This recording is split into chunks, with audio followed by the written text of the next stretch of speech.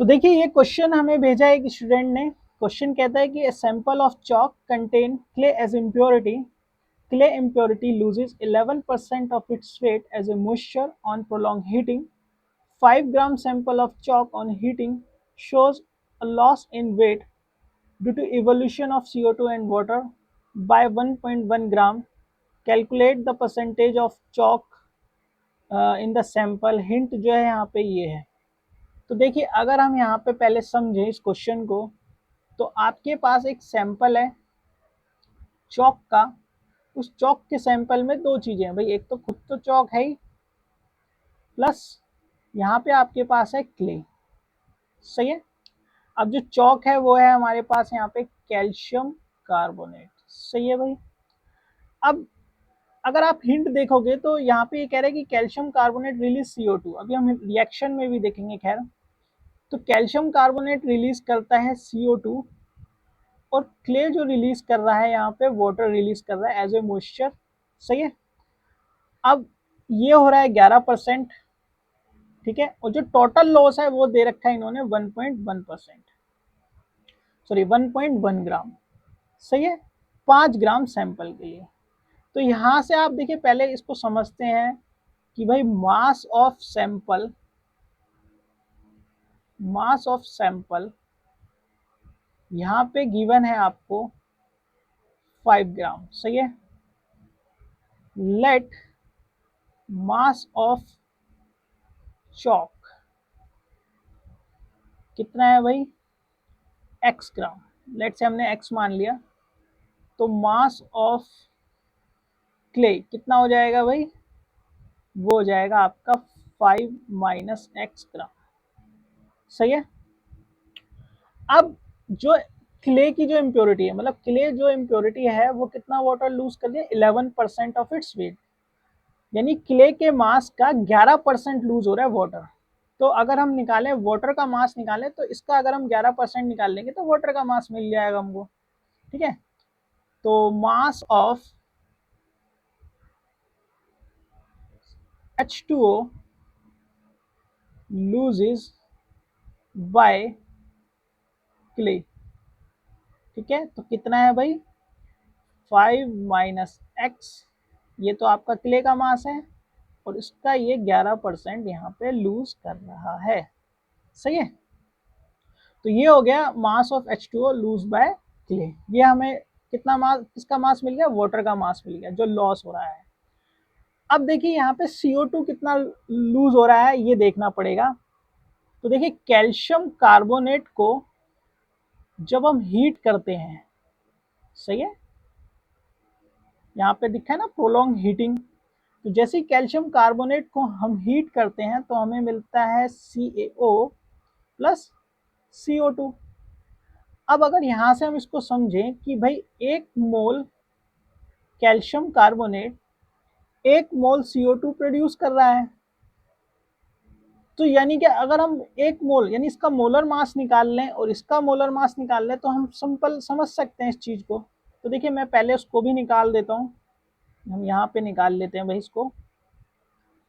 तो calcium carbonate का मास निकाल रहे हैं। तो कैल्शियम के एटम है 1, इसका मास है 40। सही है। प्लस कार्बन के एटम है 1, मास है 12। बहुत बढ़िया। प्लस ऑक्सीजन के एटम है 3 और मास है 16। सही है। इनको प्लस कर देते हैं भाई, तो ये आ जाएगा आपका 40 प्लस 12 प्लस 48। सही है। तो ये आएगा आपका 100 ग्राम।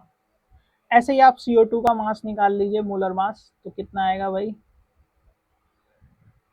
कार्बन का एटम है 1 और मास है 12 प्लस ऑक्सीजन के एटम है 2 और ऑक्सीजन का मास है 16। सही है। तो ये आएगा आपका 12 प्लस 32 विच इज 44 ग्राम। सही है। तो इसका मतलब यहाँ पे हमें क्या समझ में आ रहा है कि भाई 100 ग्राम कैल्शियम कार्बोनेट 44 ग्राम CO2 रिलीज कर रहा है। सही है। तो अब चौक, कैल्शियम कार्बोनेट तो हमारी चौक है ना, तो यानी अगर हम x ग्राम के लिए देखें तो ये कितना CO2 प्रोड्यूस करेगा। सही है। तो कितना करेगा भाई, क्रॉस मल्टीप्लाई करोगे तो 44 मल्टीप्लाई x बाय 100, इतने ग्राम CO2 क्या होगा, रिलीज होगा। सही है। तो अब इसको आगे करते हैं। देखिए नेक्स्ट पेज पे मैं इसको लेके चलता हूं। तो पहले हम देखते हैं दोनों का मास। तो देखिए टोटल मास, सॉरी इसको मिटा देता हूं मैं।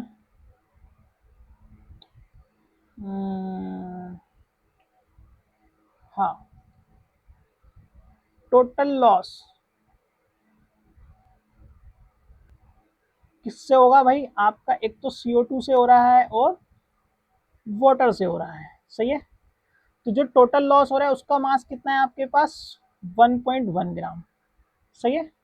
यानी कि 1.1 ग्राम लूज हो रहा है किससे, CO2 और H2O के मास से। तो CO2 का मास देखिए कितना है, पहले तो CO2 का मास निकाल लिया है हमने 44 इंटू एक्स बाय 100, तो ये आ गया भाई आपका 44 into x bye 100 plus H2O का मास कितना है भाई, 5 minus X into 5 minus X into 11 by 100। सही है। तो यहाँ से निकाल लेते हैं भाई, यहाँ पे इसके नीचे 0 मान लो ताकि ये डेसिमल हट जाए। ठीक है, बहुत बढ़िया। तो ये आ गया आपका 11/10। ये आ जाएगा भाई, इसका एलसीएम ले लो, तो ये आ जाएगा आपका 100, 44x प्लस ये आ जाएगा आपका 55 माइनस 11x। सही है। तो यहाँ से अब आप इसको समझो भाई, 10 से 10 पे काट दो, ये 10 पे जाएगा, 10 उधर चला जाएगा। तो ये इक्वेशन आपकी थोड़ा सा सजा देता हूँ मैं, ये बन जाएगी 44x प्लस 55 माइनस 11x, ये बैठेगा भाई आपका 110। सही है। 44x में से 11 जाएंगे तो भैया आपका बचेगा कितना, 33 प्लस 33x, ये आ जाएगा आपका 110। यहाँ से 33x कितना आएगा भाई, 110 माइनस 55, तो ये आ जाएगा 33x इंटू में 55। तो यहाँ से x निकाल लो भाई, 55 डिवाइड बाय 33, जो कि कितना आएगा, वो आएगा आपका अराउंड भाई 1.66 समथिंग आएगा। तो हम इसको राउंड ऑफ करके 7 कर लेते हैं। ठीक है। अब देखिए यहाँ पे ये आपका x निकल गया है। अब लेकिन आपको क्वेश्चन है परसेंटेज में निकालना है, वो मास किस में निकालना है, परसेंटेज में। तो परसेंटेज ऑफ चॉक क्या होगा आपका, वह होगा, देखिए जो मास है किसका, चॉक का 1.67 अपॉन में टोटल मास कितना है सैंपल का 5 इंटू में 100। भाई ऐसी तो आप परसेंटेज निकालते हो अपनी क्लास में, जैसे आप अपने सब्जेक्ट में परसेंटेज निकालते हो, तो किसी सब्जेक्ट की परसेंटेज कैसे निकलेगी, टोटल उसके मार्क्स से निकालते हो।